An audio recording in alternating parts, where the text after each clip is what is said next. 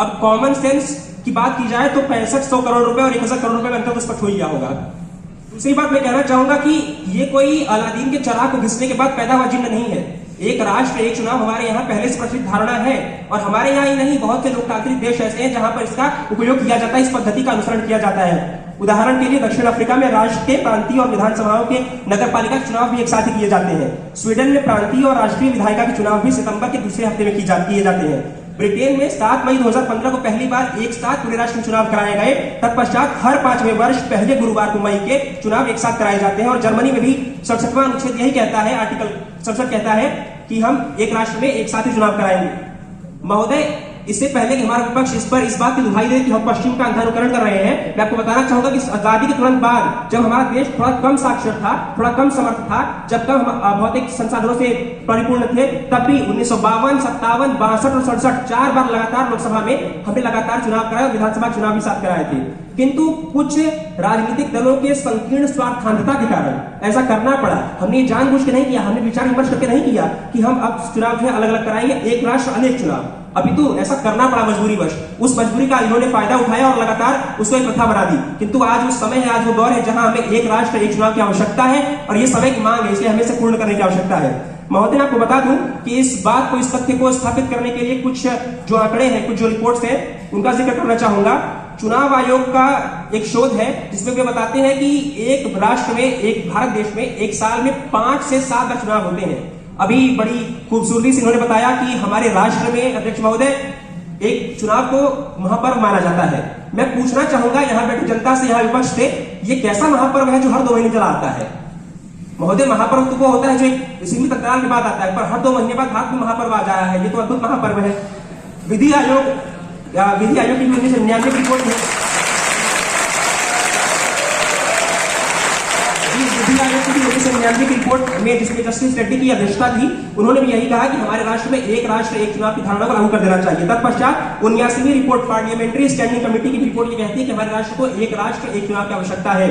तत्पश्चात नीति आयोग ने इस पर एक शोध पत्र जारी किया था, और अभी हाल ही में 2018 में पूर्व राष्ट्रपति रामनाथ कोविंद जी की अध्यक्षता में गठित एक समिति ने भी ये बात कही कि हमारे राष्ट्र में एक राष्ट्र एक चुनाव की आवश्यकता है। क्योंकि वे जानते हैं इस तथ्य को कि भारत, जिस राष्ट्र को विश्व का विश्वगुरु होना था, वो भारत आज वैश्विक भुखमरी सूचकांक में 107वें स्थान पर आता है।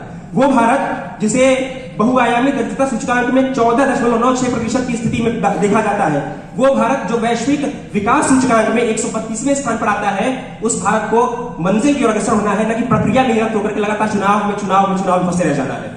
महोदय, मैं कहना चाहूंगा कि 2019 चुनाव में, कर्नाटक के विधानसभा चुनाव में, इलेक्शन कमीशन यानी कि चुनाव आयोग ने लगभग 1.3 बिलियन रुपए नकद में जब्त किए थे। और हमारे आदरणीय चुनाव आयुक्त, पूर्व चुनाव आयुक्त एस.वाई. कुरैशी जी ने कहा था कि जो चुनाव है वो ही भारत में भ्रष्टाचार की मूल धारणा है, मूल जड़ है। इस धारणा को मिटाने के लिए हमें राष्ट्र में एक साथ चुनाव करने की आवश्यकता है। मैं प्रतिपक्षी साथी से ये कहना चाहूंगा, कि बताना चाहूंगा कि एक राष्ट्र में जब चुनाव होता है तो लगातार यदि चुनावी मोड में सरकार रहती है तो वो चुनाव के मोड में रहती है। हमारे आदरणीय प्रधानमंत्री जी को देख लें या किसी भी व्यक्ति को देख लें, वो 4 महीने कार्यरत रहते हैं और 8 महीने चुनाव के मोड में रहते हैं कि इस राज्य में चुनाव होने वाला है और इस राज्य में चुनाव होने वाला है। तो उस सरकार को कार्य करने का मौका कब मिलेगा? अगर एक साथ विधानसभाओं और लोकसभाओं के चुनाव यदि हो जाएंगे तो उनको 5 साल तक ये स्थिरता मिलेगी कि हम 5 साल तक कार्य कर रहे हैं। और जनता इस बारे में उनसे पूछ सकती है कि आप बीच में कहीं रत नहीं थे, आप बीच में कहीं संलग्न नहीं थे, आपके पास 5 साल पूर्ण रूप में थे, आप 5 साल में क्या किया? और उस 5 साल में हमें जवाबदेहिता मिलेगी। आगे मैं बताना चाहूंगा कि जो सुरक्षा कर्मियों की बात हुई है, बीएसएफ बॉर्डर सिक्योरिटी फोर्स अलग होती है, सीआईएसएफ अलग होती है, सीआरपीएफ अलग होती है। ये कहीं प्रदत्त नहीं है, ये कहीं लिखा हुआ नहीं है कि बॉर्डर सिक्योरिटी फोर्स तक चुनाव में संलग्न हो जाती है। अतः इस बात की विभक्ति नहीं आ सकता कि बॉर्डर सिक्योरिटी फोर्स जहां पर लागू होती है या फिर सीआईएसएफ की वहां पर कार्यरत होती है, जो अर्धसैनिक बल या फिर सुरक्षा बल है। महोदय, एक सबसे महत्वपूर्ण बात, चुनाव आयोग का खुद का कोई स्टाफ नहीं होता है। चुनाव आयोग जो विभिन्न विद्यालय है, विश्वविद्यालय है, महाविद्यालय है, उसी के शिक्षकों और शिक्षिकाओं के माध्यम से चुनाव करवाता है।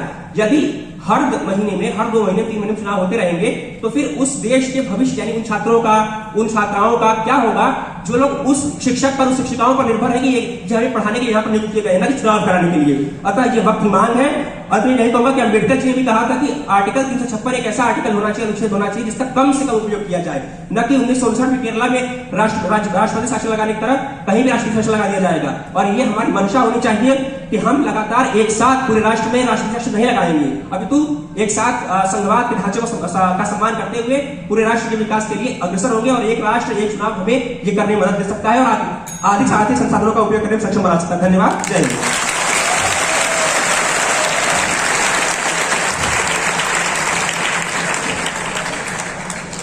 प्रतियोगिता को